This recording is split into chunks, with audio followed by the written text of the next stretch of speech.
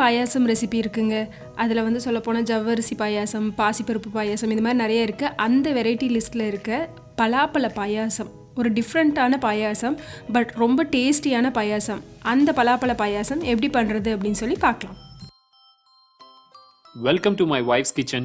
Every recipe here is made with love. இது பண்ணுறதுக்கு நல்ல பெரிய பெரிய சொலையாக ஒரு 10 சொலை நான் பலாப்பழம் எடுத்து வச்சுருக்கேன். இதில் கொட்டையை மட்டும் ரிமூவ் பண்ணிவிட்டு மீதி எல்லாத்தையும் எடுத்து வச்சுக்கலாம். பலாப்பழத்தோட டேஸ்ட்டை பொறுத்து தான் வந்துட்டு அதோட பாயாசம் டேஸ்ட்டும் இருக்கும். அதனால் முடிஞ்ச அளவுக்கு கொஞ்சம் நல்ல டேஸ்ட்டாக இருக்க பழமாக பார்த்து எடுத்துக்கோங்க. சைடில் இந்த மாதிரி இருக்க பீஸ் எல்லாம் எடுத்துகிட்டு மீதி எல்லாத்தையும் சும்மா ரஃப்பாக நம்ம கட் பண்ணி எடுத்துக்கலாம்.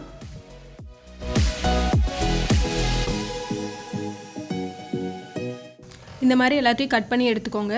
இதில் ஒரு கொஞ்சம் பீஸை மட்டும் வச்சுட்டு மீதி எல்லாத்தையும் மிக்ஸி ஜாரில் போட்டு நல்லா நம்ம கிரைண்ட் பண்ணி எடுத்துக்கலாம்.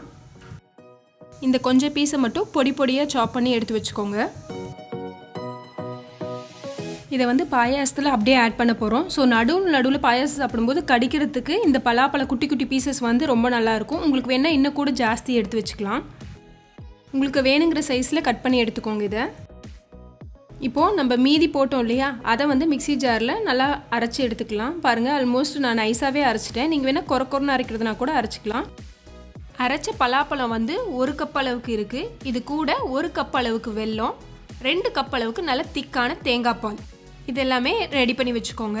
இப்போது வெல்லத்தை வந்து கொஞ்சமாக தண்ணி ஊற்றி நல்லா கரைச்சிடலாம். ஏன்னா அதில் கல் மண்ணெல்லாம் இருக்கும் இல்லையா, ஸோ கரைச்சி நல்லா வடித்து எடுத்து வச்சுக்கலாம். வெல்லம் இல்லைன்னா சர்க்கரை ஆட் பண்ணலாங்க. பட் வெல்லத்தோட டேஸ்ட் வந்து பலாப்பழ பாயாசத்துக்கு ரொம்பவே நல்லா இருக்கும். இப்போ நல்லா கொதிச்சிருச்சு. இதை நல்லா வடித்து எடுத்து வச்சுக்கோங்க.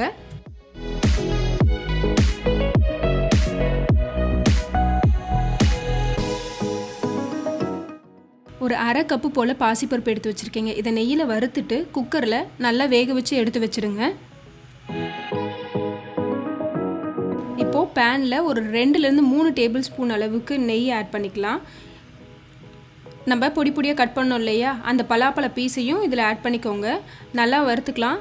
வேணால் இது கூட நான் ஒரு டேபிள் ஸ்பூன் போல் சர்க்கரை ஆட் பண்ணுறேன். நீங்கள் வேணுன்னா ஆட் பண்ணலாம், இல்லைன்னா நீங்கள் ஸ்கிப் பண்ணிக்கலாம். நல்லா வறுத்ததுக்கப்புறமா நம்ம பேஸ்ட்டை அரைச்சி எடுத்து வச்சுருக்கோம் இல்லையா, பலாப்பழ பேஸ்ட்டு, அதை வந்து இது கூட ஆட் பண்ணிடலாம் ஃபுல்லாக. இதை வந்து ஒரு 5லேருந்து 10 நிமிஷம் போல் மீடியம் லோ ஃப்ளேமில் வச்சு நல்லா வதக்கி விடுங்க. கைவிடாமல் கிளறுங்க, இல்லை அப்படின்னா அடியில் பிடிச்சிக்கும்.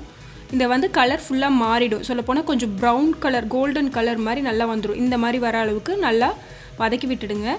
வதங்கினதுக்கப்புறமா நம்ம வேக வச்சு எடுத்து வச்ச பாசிப்பருப்பை வந்து இது கூட ஆட் பண்ணிடுங்க. உங்களுக்கு வேணுங்கிற அளவுக்கு ஆட் பண்ணிக்கோங்க. ஏன்னா நம்ம பாசிப்பருப்பு பாயாசம் தனியாக பண்ணுவோம். இஷ்டப்பட்டால் ஆட் பண்ணுங்கள், இல்லை அப்படின்னா இந்த பாசிப்பருப்பு ஃபுல்லாக கூட நீங்கள் ஸ்கிப் பண்ணிடலாம். இதுலேயே வந்து நம்ம கரைச்சி வச்சுருக்கோம் இல்லையா வெல்லம், அதையும் வந்து ஆட் பண்ணி நல்லா கட்டி இல்லாமல் கலந்து விட்டுருங்க. இது லைட்டாக ஒரு கொதி வந்ததுக்கப்புறமா 2 கப் அளவுக்கு தேங்காய் பால், திக்கான தேங்காய் பால் எடுத்து வச்சுருக்கோம் இல்லையா, அதை ஆட் பண்ணிக்கலாம். திக்கான தேங்காய் பால்னால நீங்கள் இன்னும் கொஞ்சம் தண்ணி வேணுன்னா கூட எக்ஸ்ட்ரா ஆட் பண்ணிக்கலாம். அதே மாதிரி பலாப்பழத்தோட டேஸ்ட்டுக்கு ஏற்றாப்புல வெல்லத்தை வந்து நீங்கள் அதிகப்படுத்திக்கலாம், இல்லைன்னா குறைச்சி கூட ஆட் பண்ணிக்கலாம். இப்போது இது கூட வந்து நான் ஜவ்வரிசி ஆட் பண்ண போகிறேங்க. ஒரு 6 டேபிள் ஸ்பூன் அளவுக்கு ஜவ்வரிசியை நல்லா வேக வச்சு இது கூட எடுத்து ஆட் பண்ணிக்கலாம். இதுவும் அதே மாதிரி தான், அந்த பலாப்பழம் நடுவில் வரும் இல்லையா, அது மாதிரி ஜவ்வரிசி நடுவில் வரும்போது ரொம்ப நல்லா இருக்கும். வெறும் பலாப்பழம் மட்டும் பண்ணும்போது ரொம்ப ப்ளைனாக இருக்கும். அதனால நான் வந்து இதெல்லாம் ஆட் பண்ணுறேன். இது கூடவே வந்து நல்லா நெய்யில் வறுத்து எடுத்து வச்ச முந்திரியும் திராட்சையும் ஆட் பண்ணிக்கலாம். இது கூட நீங்கள் தேங்காய் ஆட் பண்ணுறதுனால, தேங்காய் குட்டி குட்டி பீஸாக கட் பண்ணி நெய்யில் வதக்கி ஆட் பண்ணுறதுனால ஆட் பண்ணலாம். இன்னொரு விஷயம், இதில் வந்து கொஞ்சமாக ஏலக்காய் தூள் ஆட் பண்ணியிருக்கேன், நான் சொல்ல மறந்துட்டேன். இந்த பலாப்பழ பாயாசத்தில் உங்களுக்கு எந்த டேஸ்ட் வேணுமோ அதுக்கேற்றாப்புல நீங்கள் ஆல்ட்ரு பண்ணிக்கலாங்க. அவ்வளோதாங்க, நம்மளோட சூப்பரான பலாப்பழ பாயாசம் ரெடி. இதை நீங்கள் ஒரு 3 to 4 hours வச்சுட்டு அதுக்கப்புறம் சர்வ் பண்ணிங்கன்னா அந்த பலாப்பழத்தோட ஃப்ளேவர் வந்து நல்லா இறங்கி இருக்கும். கண்டிப்பாக இந்த ரெசிபி உங்களுக்கு பிடிச்சிருக்குன்னு நினைக்கிறேன். பிடிச்சிருந்ததுன்னா மறக்காமல் உங்கள் ப்ளேலிஸ்ட்டில் இந்த ரெசிபியும் ஆட் பண்ணிக்கோங்க.